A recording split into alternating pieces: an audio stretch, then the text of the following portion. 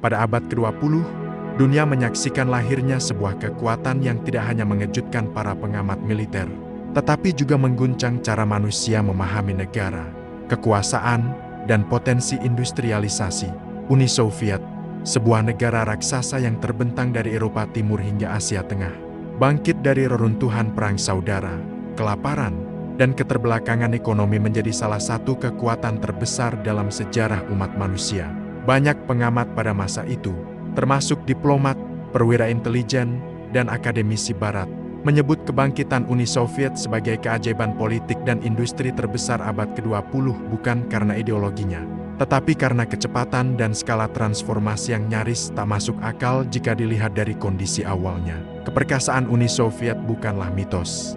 Ia dibangun dengan fakta, angka, pembangunan fisik raksasa, eksperimen sosial besar-besaran, serta pengorbanan yang melibatkan ratusan juta manusia. Untuk memahami betapa kuatnya Uni Soviet di puncak kejayaannya, kita harus melihatnya dari berbagai sisi. Kekuatan militernya yang dahsyat, industrialisasi yang luar biasa cepat, pencapaian ilmiah dan teknologi kelas dunia, serta kapasitas negara dalam menggerakkan sumber daya manusia dan alamnya seperti tidak ada negara lain yang mampu menirunya pada periode yang sama. Dan untuk membangun narasi dramatis namun faktual ini, kita perlu melakukan perjalanan kembali ke awal abad 20, ke sebuah negeri yang hancur total, namun sedang bersiap menjadi raksasa. Pada tahun 1922, ketika Uni Soviet secara resmi berdiri, sebagian besar wilayahnya musnah akibat Perang Dunia I, Revolusi Bolshevik, dan Perang Saudara Rusia. Rel kereta hancur, industri padat modal nyaris tidak berfungsi, dan sebagian besar rakyat hidup dalam kemiskinan yang parah. Rusia sebelumnya memang besar, tetapi bukan negara industri modern. Pada tahun 1913, misalnya, produksi baja Kekaisaran Rusia hanya sekitar 4,8 juta ton, jauh di bawah produksi Jerman atau Amerika Serikat. Tidak ada yang membayangkan bahwa dalam beberapa dekade kemudian, negara yang tampak rapuh ini akan menyalakan mesin industrialisasi terbesar yang pernah disaksikan umat manusia. Namun di balik titik nol itulah awal kekuatan Soviet. Dengan pemerintah pusat yang sangat terkoordinasi dan ideologi yang menekankan mobilisasi besar-besaran, Uni Soviet bergerak seperti mesin raksasa yang digerakkan oleh tujuan tunggal, menjadi negara terkuat di dunia. Salah satu fakta paling mencolok tentang kebangkitan Soviet adalah industrialisasi 5 tahunnya.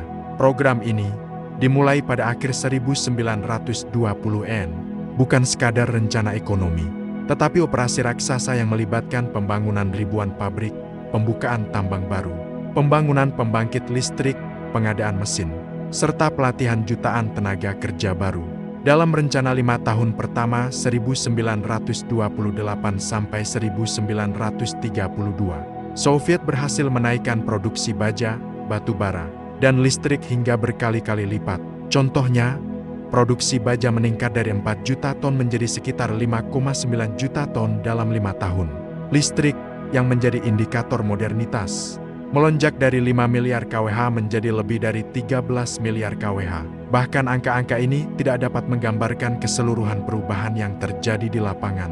Ribuan pabrik raksasa dibangun, termasuk kompleks metalurgi Magnitogorsk, yang pada puncaknya menjadi salah satu pusat industri baja terbesar di dunia. Kota-kota yang sebelumnya tidak ada di peta tiba-tiba muncul sebagai pusat industri, seperti Novokuznetsk dan Norilsk.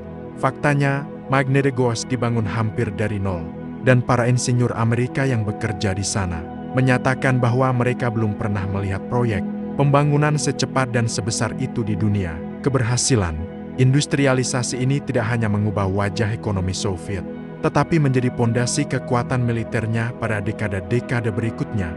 Sebab, industri baja berarti tank, industri aluminium berarti pesawat, dan kapasitas listrik berarti pabrik-pabrik senjata yang bisa bekerja 24 jam sehari.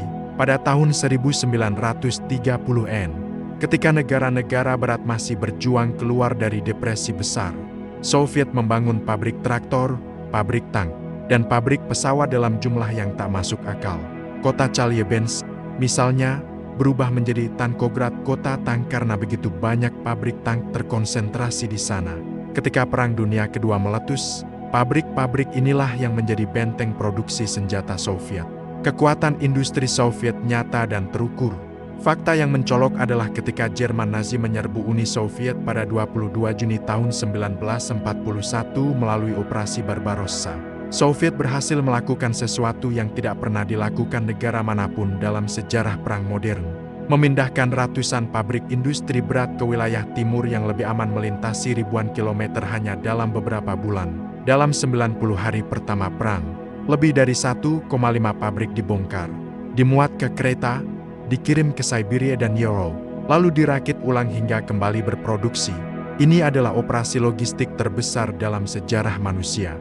Para sejarawan militer sepakat, tanpa rel kereta yang luar biasa ekstensif dan kemampuan negara menggerakkan sumber daya dalam skala masif, Uni Soviet tidak mungkin bertahan dari gempuran Jerman. Kehebatan Soviet juga terletak pada kekuatan manusia yang luar biasa besar.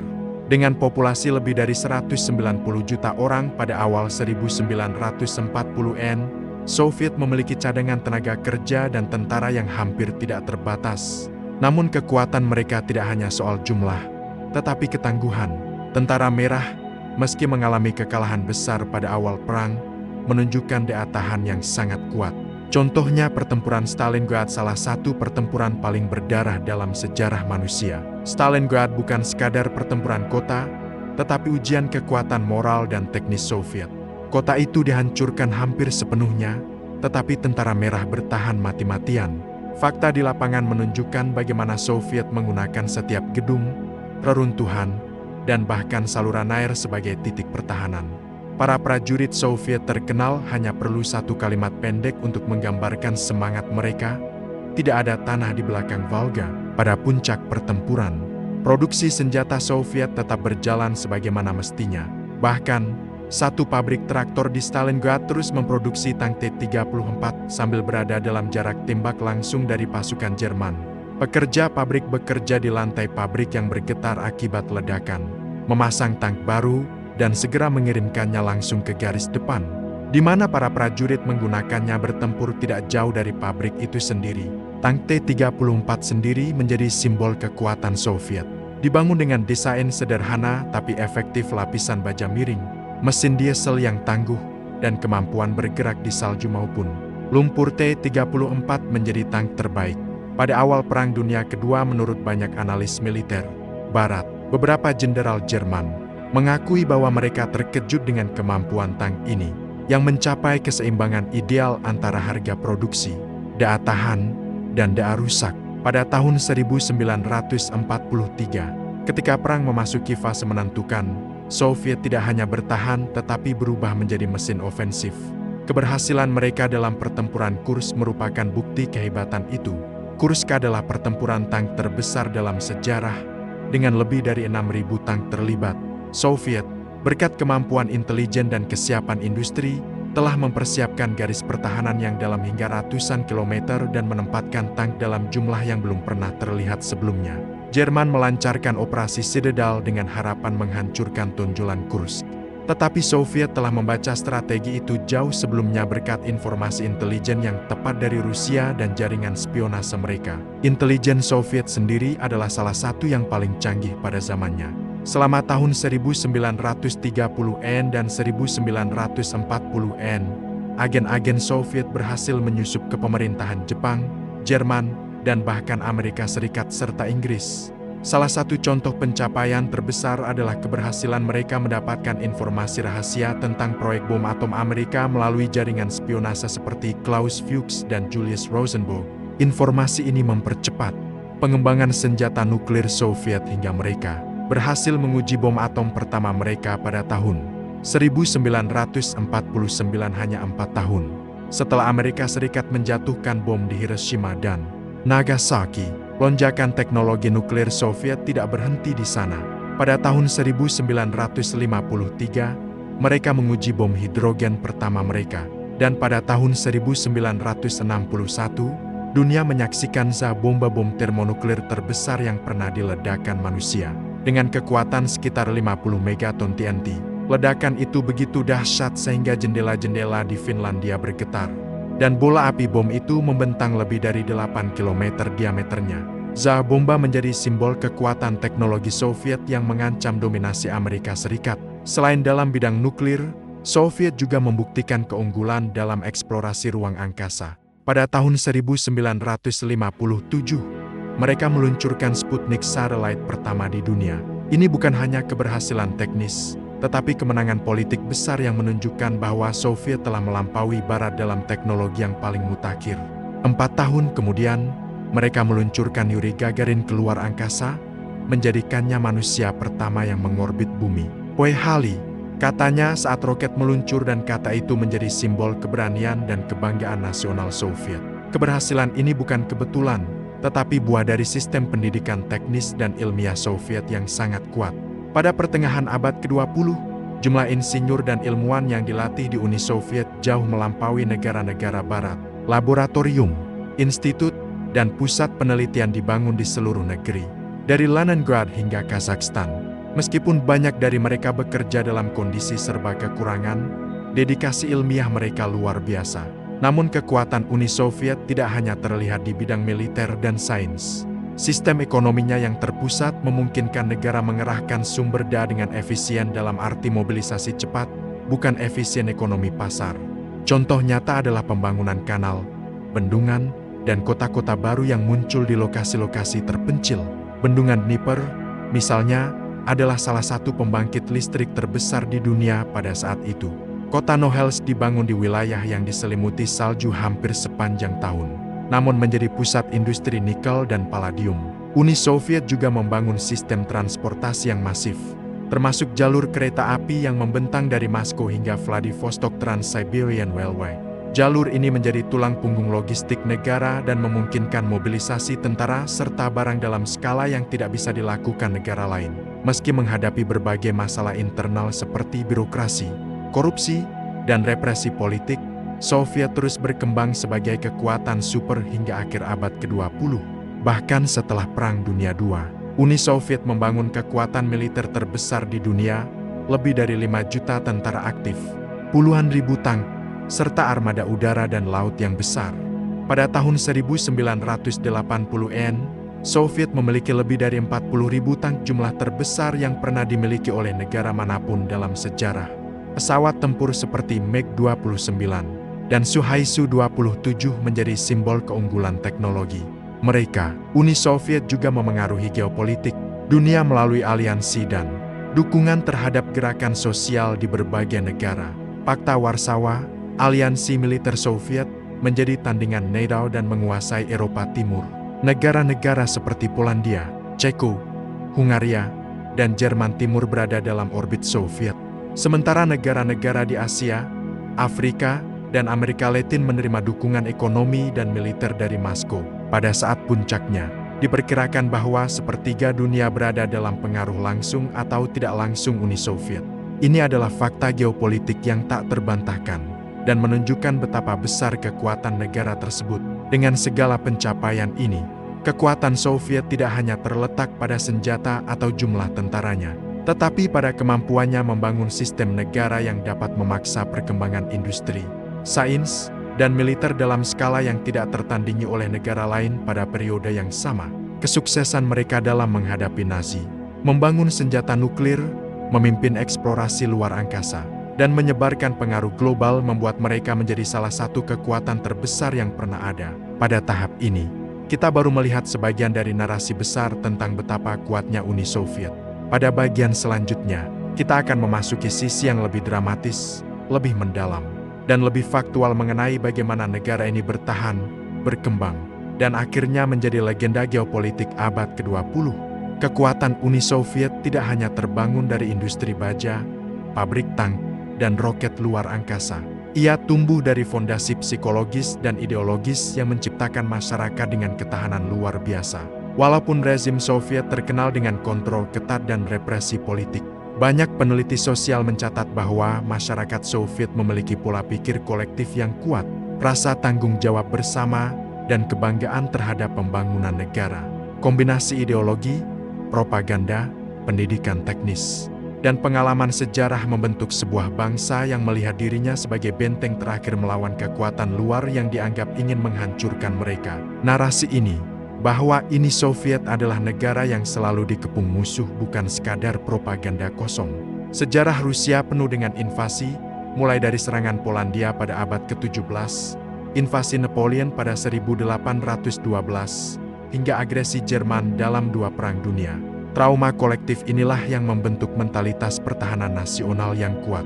Bahkan generasi muda yang tumbuh di bawah Uni Soviet diajarkan bahwa mereka harus siap mempertahankan tanah air dengan cara apapun. Di sekolah-sekolah, pelajaran pertahanan sipil diajarkan, mulai dari cara menggunakan masker gas hingga cara melindungi diri saat serangan nuklir. Pendidikan semacam ini, meski sering dikritik oleh negara-negara Barat, menjadikan masyarakat Soviet salah satu yang paling siap menghadapi ancaman. Selain pendidikan sipil, Soviet juga mengembangkan sistem pelatihan militer yang luas. Setiap pria dewasa diwajibkan mengikuti wajib militer yang memproduksi pasukan cadangan raksasa. Tentara aktif Soviet biasanya berjumlah antara 3 hingga 5 juta, tetapi jika dihitung dengan cadangan, jumlahnya dapat melebihi 20 juta orang. Ini menjadikan Soviet sebagai negara dengan salah satu kekuatan militer terbesar yang pernah ada. Salah satu bukti nyata kekuatan itu terlihat saat krisis Kuba pada tahun ke-1962. Pada krisis ini, dunia berada di ambang perang nuklir antara Uni Soviet dan Amerika Serikat. Uni Soviet telah mengirimkan rudal balistik jarak menengah ke Kuba secara rahasia, dan ketika Amerika Serikat menemukannya melalui foto pengintaian udara, ketegangan pun melonjak. Selama hampir 2 minggu, kedua negara berada dalam posisi siap tempur nuklir. Namun di balik layar, fakta menunjukkan bahwa Soviet benar-benar siap berperang. Meskipun Amerika Serikat memiliki keunggulan dalam jumlah hulu ledak nuklir, barulah setelah arsip-arsip Soviet dibuka, dunia mengetahui bahwa Uni Soviet memiliki lebih banyak pasukan di Kuba daripada yang diperkirakan Amerika. Tercatat ada sekitar 40.000 personel militer Soviet di sana, termasuk unit pertahanan udara, pasukan rudal, dan prajurit infanteri. Bahkan ada satu unit tank T-55 yang ditempatkan di pulau itu. Fakta lain yang tak kalah mengejutkan, Soviet telah membawa rudal nuklir taktis ke Kuba, yang siap diluncurkan jika Amerika Serikat menginvasi. Keberanian Soviet untuk menghadapi Amerika Serikat pada puncak kekuatan militernya menunjukkan tingkat kepercayaan diri yang besar dalam kemampuan mereka. Meski akhirnya krisis itu diselesaikan secara diplomatik, peristiwa tersebut membuktikan bahwa Uni Soviet bukan hanya negara besar secara fisik, tetapi juga negara berani yang siap mengambil risiko besar demi memperkuat posisinya di dunia. Narasi kekuatan Soviet semakin dramatis ketika kita melihat keberhasilan mereka membangun negara-negara satelit di Eropa Timur. Setelah kemenangan besar dalam Perang Dunia II, Soviet menguasai sebagian besar Eropa Timur dan membentuk pemerintahan komunis di Polandia, Hungaria, Ceko, Bulgaria, Rumania, hingga Jerman Timur. Di bawah payung Pakta Warsawa, Soviet tidak hanya memiliki sekutu politik tetapi juga cadangan militer tambahan yang besar. Negara-negara ini secara kolektif menambah jutaan tentara dan ribuan tank ke dalam orbit kekuatan Soviet. Faktanya, pada tahun 1980-an, jika digabungkan, kekuatan militer Pakta Warsawa dan Soviet memiliki jumlah tank lebih dari 60.000 unit. Jumlah ini jauh melampaui NATO yang memiliki sekitar 30.000 tank pada waktu itu. Tank-tank Soviet seperti T-55, T-62, dan T-72 menjadi standar di seluruh Eropa Timur. Bahkan beberapa negara Afrika dan Timur Tengah juga menggunakan tank Soviet ini, seperti Mesir, Suriah, Irak, Libya, dan Aljazair. Tank-tank tersebut terbukti tangguh dalam perang-perang regional, terutama dalam Perang Arab-Israel dan Perang Irak-Iran. Selain tank, Soviet juga unggul dalam produksi pesawat tempur. Jet-jet MiG dan Sukhoi dikenal tangguh, mudah dirawat, dan efektif dalam pertempuran udara. MiG-21, misalnya, adalah salah satu pesawat tempur paling banyak diproduksi dalam sejarah dengan lebih dari 11.000 unit dibuat. Pesawat ini digunakan oleh lebih dari 30 negara, dan bahkan hingga abad ke-21 masih ada yang mengoperasikannya. Keberhasilan MiG-21 adalah bukti bagaimana Soviet mampu menciptakan teknologi militer yang murah, efektif, dan tahan lama, kombinasi yang ideal untuk perang skala besar. Salah satu faktor yang jarang dibahas namun sangat penting adalah kemampuan rekayasa Soviet dalam menghadapi iklim ekstrem. Negara ini memiliki sebagian wilayah dengan suhu musim dingin mencapai -40 derajat Celcius. Karena itu, Hampir semua perlengkapan militer Soviet dirancang untuk bertahan dalam kondisi dingin ekstrem. Tank-tank Soviet, misalnya, memiliki mesin diesel yang dapat dinyalakan bahkan pada suhu di bawah nol. Sepatu bot militer Soviet dibuat dengan lapisan felt tebal, dan mantel bulu Shuba mereka dikenal sangat hangat. Ketangguhan ini menjadi keuntungan besar dalam perang-perang seperti di Finlandia dan Afghanistan, di mana iklim menjadi faktor pembeda antara kemenangan dan kekalahan. Selain itu, Soviet juga memiliki salah satu jaringan intelijen luar negeri yang paling luas dan efektif dalam sejarah. KGB bukan sekadar badan mata-mata. Ia adalah sistem intelijen yang memadukan politik, psikologi, kontraintelijen, spionase teknologi, dan operasi lapangan. Aksi-aksi rahasia KGB terkenal sangat terkoordinasi dan efisien. Salah satu keberhasilan terbesar mereka adalah operasi di mana mereka berhasil menanamkan agen di tingkat tertinggi pemerintahan Inggris. Misalnya, kelompok Cambridge Five Kim Philby, Guy Burgess, Donald Maclean, Anthony Blunt, dan John Cairncross adalah kelompok mata-mata paling terkenal dalam sejarah Inggris. Mereka bekerja di Mi-5, Mi-6, dan berbagai lembaga pemerintahan Inggris, dan secara konsisten memberikan informasi penting kepada Soviet. Hal ini menunjukkan betapa kuat dan luasnya jaringan intelijen Soviet. Selain di Eropa, Soviet juga aktif di Asia. Mereka memiliki pengaruh kuat di Cina pada awal berdirinya Republik Rakyat Cina, memberikan dukungan militer dan ekonomi besar-besaran kepada Mao Zedong. Di Korea Utara, Soviet membantu mendirikan rezim komunis dan mendukung Kim Il-sung selama Perang Korea. Bahkan di Vietnam, meskipun Cina juga terlibat, Soviet menyediakan persenjataan, pelatihan, dan dukungan logistik besar kepada Viet Cong dan Vietnam Utara, membantu mereka melawan Amerika Serikat dalam perang panjang yang melelahkan. Senjata-senjata seperti AK-47, peluru kendali SA-2, dan MiG-21 semuanya memainkan peran besar dalam perang tersebut. Berbicara tentang AK-47, senapan serbu ini mungkin adalah simbol kekuatan Soviet yang paling terkenal di dunia. AK-47 dirancang oleh Mikhail Kalashnikov setelah Perang Dunia II, dan cepat menjadi senjata standar Tentara Merah. Keunggulan AK-47 bukan pada kecanggihan teknologinya, tetapi pada keandalannya. Senapan ini dapat berfungsi di lumpur, pasir, salju, dan kondisi ekstrem lainnya tanpa macet. Inilah alasan mengapa AK-47 menjadi senjata favorit pemberontak, milisi, dan pasukan reguler dari Asia, Afrika, hingga Amerika Latin. Senjata ini menjadi ikon global dari pengaruh Soviet. Di dunia sains, pencapaian Soviet tidak kalah mencengangkan. Selain dalam bidang luar angkasa, Soviet juga unggul dalam matematika, fisika, dan kimia. Para ilmuwan Soviet memenangkan banyak penghargaan internasional, termasuk hadiah Nobel. Tokoh seperti Lev Landau, Andrei Sakharov, dan Pyotr Kapitsa adalah contoh jenius Soviet yang kontribusinya pada ilmu pengetahuan diakui dunia. Namun, kekuatan besar Soviet tidak hanya berasal dari teknologi dan industri. Ia juga datang dari kekuatan alam yang sangat besar. Uni Soviet memiliki cadangan sumber daya alam yang melimpah, mulai dari minyak, gas, batu bara, logam mulia, hingga uranium.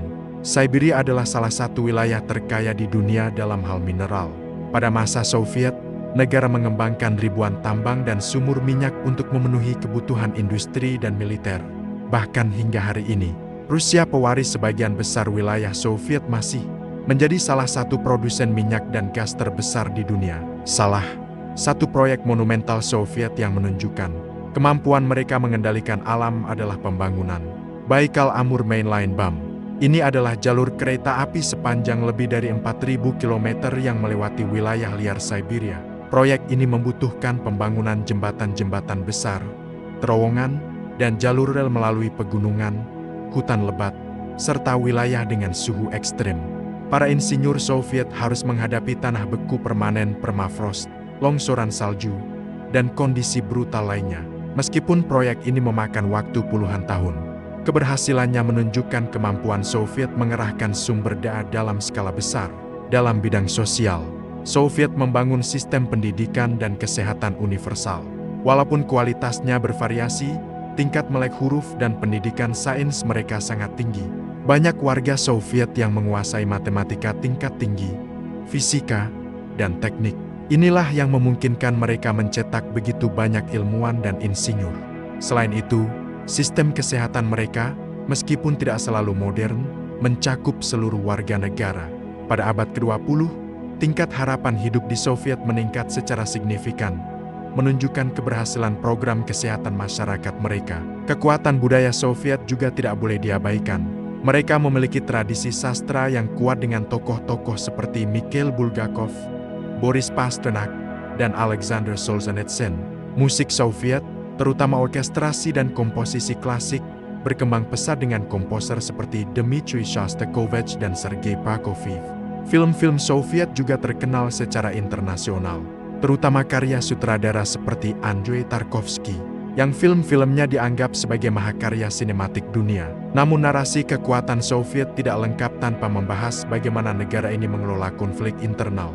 Uni Soviet terdiri dari lebih dari 100 kelompok etnis dan bahasa yang berbeda.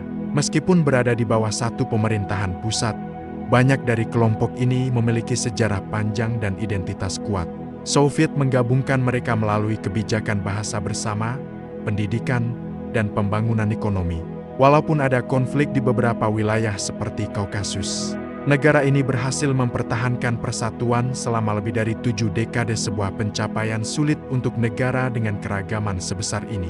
Meski demikian, di balik semua pencapaian besar ini, ada bayangan gelap yang menjadi bagian dari sejarah Soviet. Represi politik dan pemaksaan negara sering menyebabkan penderitaan besar bagi rakyatnya. Gulag kamp kerja paksa adalah salah satu sisi suram dari kekuatan negara Soviet. Meskipun hal ini bukan fokus narasi keperkasaan Soviet, penting untuk memahami bahwa sebagian kekuatan negara dibangun melalui kontrol ketat, tenaga kerja paksa, dan represi. Pada akhir abad ke-20, Soviet mulai menghadapi tantangan besar terkait stagnasi ekonomi, perlombaan senjata yang menguras anggaran, dan gerakan kemerdekaan di republik-republik. Namun bahkan di masa-masa terakhirnya, Soviet masih menjadi kekuatan raksasa. Pada tahun 1990, mereka memiliki lebih dari 3 juta tentara aktif, puluhan ribu tank, ratusan ribu kendaraan tempur, serta salah satu armada kapal selam nuklir terbesar di dunia. Rudal balistik antar benua mereka ICBM mampu mencapai Amerika Serikat dalam waktu kurang dari 30 menit. Ketika ini Soviet akhirnya bubar pada tahun 1991. Dunia terkejut bukan karena kehancurannya, tetapi karena betapa cepatnya negara besar seperti itu runtuh. Bukan karena kurangnya kekuatan militer atau lemahnya industri, tetapi karena runtuhnya fondasi ekonomi terpusat, konflik politik internal, dan keinginan beberapa republik untuk merdeka. Dengan runtuhnya Soviet, dunia kehilangan salah satu kekuatan paling dramatis dan mengesankan dalam sejarah modern. Tetapi warisannya tetap hidup dalam teknologi, militer, budaya, ilmu pengetahuan, dan geopolitik. Pengaruh Soviet masih dapat dilihat dalam persenjataan global, organisasi internasional, teknologi nuklir, dan bahkan dalam eksplorasi ruang angkasa modern.